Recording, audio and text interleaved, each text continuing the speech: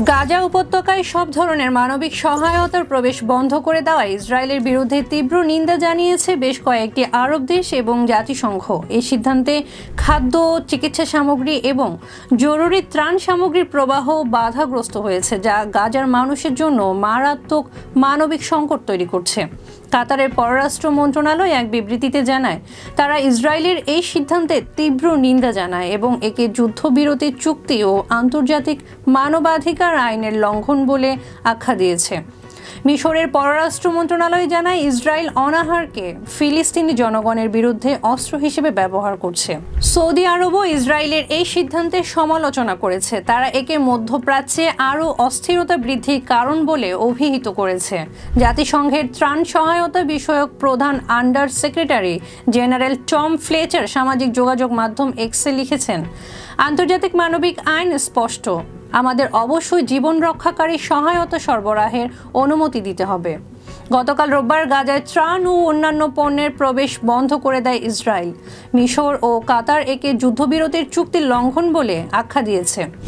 জাতিসংঘের মানবিক সহায়তা বিষয়ক প্রধান টম ফ্লেচার একে উদ্বেগজনক বলে উল্লেখ করেছেন। এদিকে আন্তর্জাতিক মানবাধিকার সংস্থাগুলো জানিয়েছে, খাদ্য সংকটের কারণে গাজার অনেক এলাকায় শিশুরা অপুষ্টির শিকার হচ্ছে এবং চিকিৎসার অভাবে মৃত্যুর সংখ্যা বাড়ছে।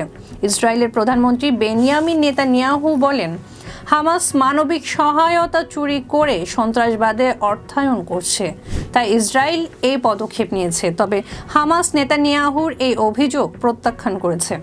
হামাসের এক মুখপাত্র বলেছেন, গাজায় মানবিক সহায়তা প্রবেশ বন্ধ করা সস্তা ব্ল্যাকমেল এবং যুদ্ধবিরতি চুক্তির বিরুদ্ধে একটি অভ্যুত্থান। যুদ্ধবিরতির প্রথম ধাপের মেয়াদ শেষ হওয়ার পর যুক্তরাষ্ট্র এর মেয়াদ বাড়ানোর প্রস্তাব দিয়েছিল। নেতানিয়াহুর দাবি, হামাস এই প্রস্তাব প্রত্যাখ্যান করেছে। জাতিসংঘের বিশ্ব খাদ্য কর্মসূচির আন্তোইন রেনার্ড বিবিসিকে বলেন, গাজায় মানবিক সহায়তা চালিয়ে যেতে হবে, এটি অত্যন্ত অপরিহার্য। আমরা সব পক্ষকে সমাধানে আসার আহ্বান জানাই। এদিকে বিশ্ব স্বাস্থ্য সংস্থা জানিয়েছে, গাজায় স্বাস্থ্য ব্যবস্থা সম্পূর্ণ ভেঙে পড়েছে। অধিকাংশ হাসপাতাল কার্যক্রম বন্ধ করতে বাধ্য হয়েছে এবং ওষুধের অভাবে রোগীদের মৃত্যুর হার আশঙ্কাজনক হারে বাড়ছে।